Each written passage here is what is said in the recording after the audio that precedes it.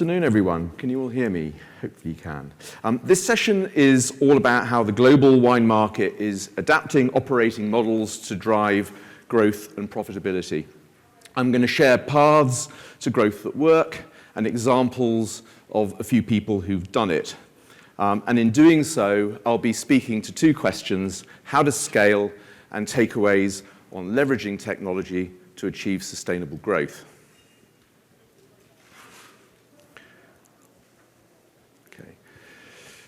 I think we'd all take the view that the global wine market had lagged behind other sectors in developing new business operating models, and I'm sure there are many reasons for that. Three that stand out for me are market complexity, poor inventory management, and a lack of standardization. But the landscape's changing, and with the growth of industry-specific platforms, buying platforms of various kinds, API services focused on a particular purpose, marketing channels and sales channels, the digital operating platform for the future of the fine wine market is taking shape, and it's taking shape now. COVID provided the rocket fuel that powered adoption, along with changes to how people lived and worked. So what does this all mean for wine retail? We think it's a major opportunity to level up and grow. Let's take a step backwards. When Thomas Jefferson ordered his barrels of the most expensive available Bordeaux, wines that were to much later become first growths when the classification craze kicked in the mid-19th century, the wine retail merchanting model was buy wine, take on the élevage and bottling, lay it down for a few years, offer it for sale when it was closer to its drinking date. Not that much changed in the retail model over the intervening couple of centuries, apart from producers bottling wines before shipping into distribution channels. Cost of inventory was relatively low. So stockholding for prolonged periods of time with sales margins that reflected the medium to long-term cost of capital and the expected return on capital made sense. That changed. COVID aside, which let us all hope was a once-in-a-generation market externality, four trends have been catalysts for the current dynamism in evolving operating models that we're seeing. One was the digital explosion in sales and marketing channels.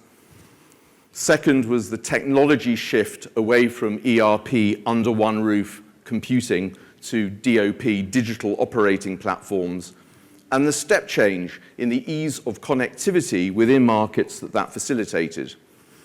It made it possible to connect best-in-class application solutions to form a perfectly adapted business platform for a market that wasn't easily adaptable to. The third was behavioral consumer shifts in how consumers buy. And the fourth was the serious increase in the cost of wine.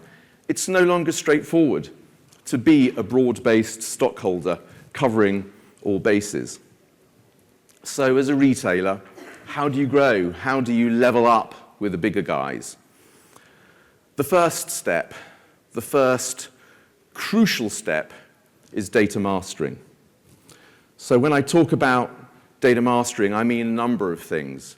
I mean mastering your inventory. Your master record is the one that's generated on or from a purchase order, is updated via a sales order, is tracked through its movements, reconciled when it lands into a storage location, gets moved from your account to a custom account or to a customer delivery address, and so on.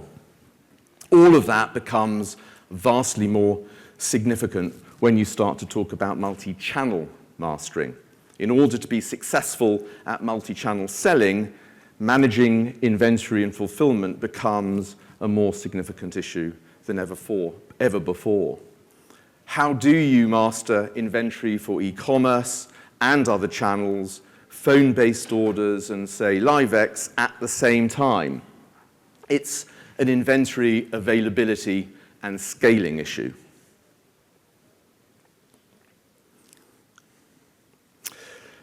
You'll also know that reconciling wines that arrive at a third-party logistics warehouse can be a bit of a nightmare, and there are a number of reasons for that. Part deliveries coming in different pack sizes, which is why mastering data is also about knowing where it is, what's due to arrive, what has arrived, what's not going to arrive, what's not yet in bottle or still elsewhere.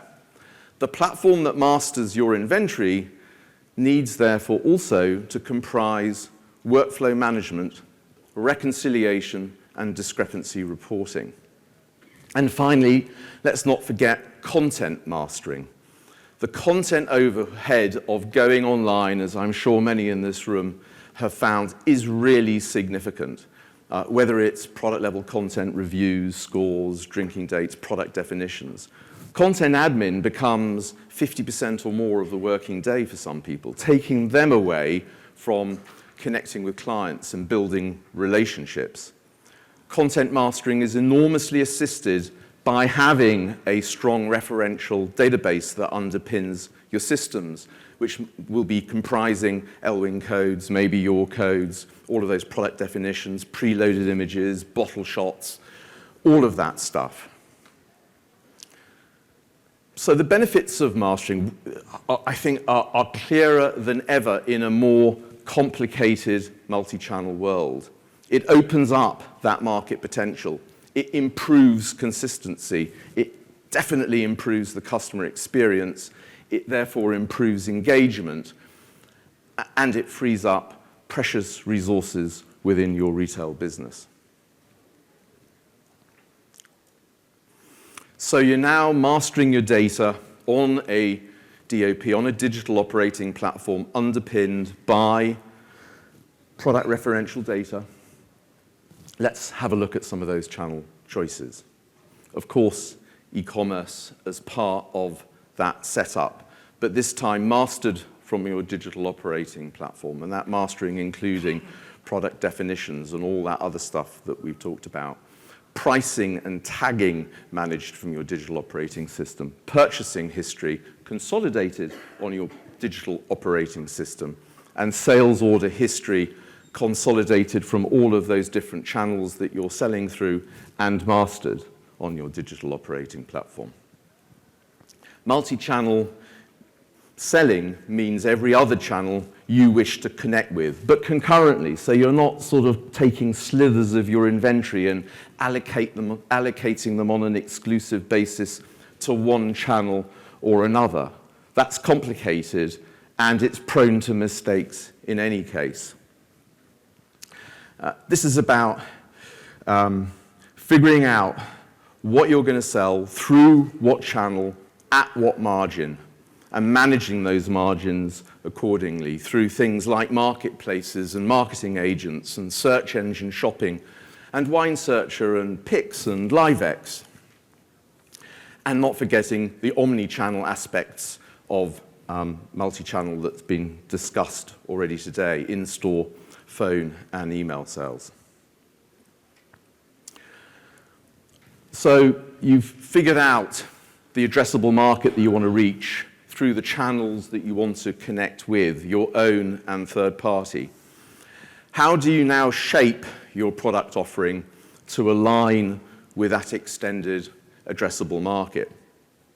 And to a certain extent, it's going to depend on the business's working capital intensity goals.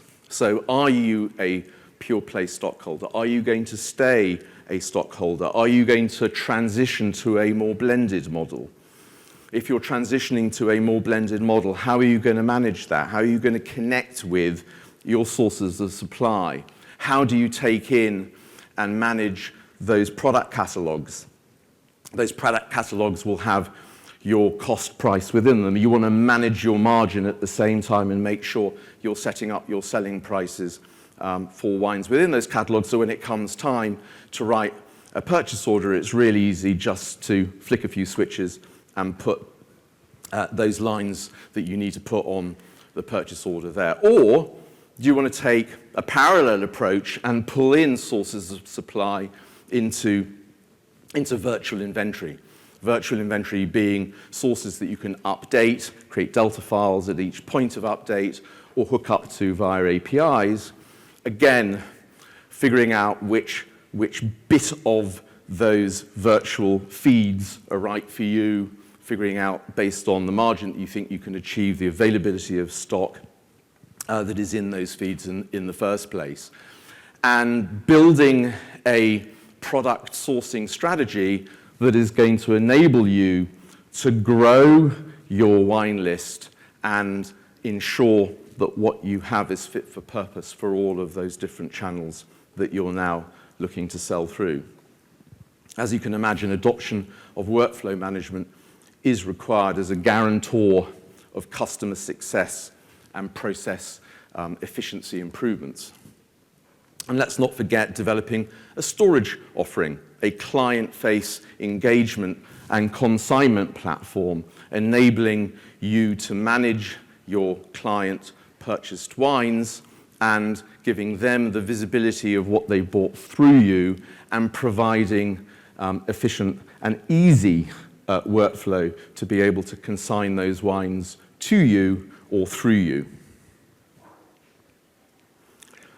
That's where the wine hub comes in, enabling you to manage all of that complexity much more easily and efficiently, and setting up your wine business so that you can pick and choose which business operating models to implement according to what makes sense to each business, and ensuring that those chosen business models run efficiently. And, we work globally. Europe and Asia are, of course, very different markets to the US, relatively unfettered by regulation. But there are very clear parallels, and in working with US wine businesses, we see many common business management needs and many common opportunities because it's a creative environment that we are in today. So, how do you leverage this technology? You start with a clear strategy. You determine what are the operating models that best suit you based on considerations like your market positioning, your resources, your addressable market.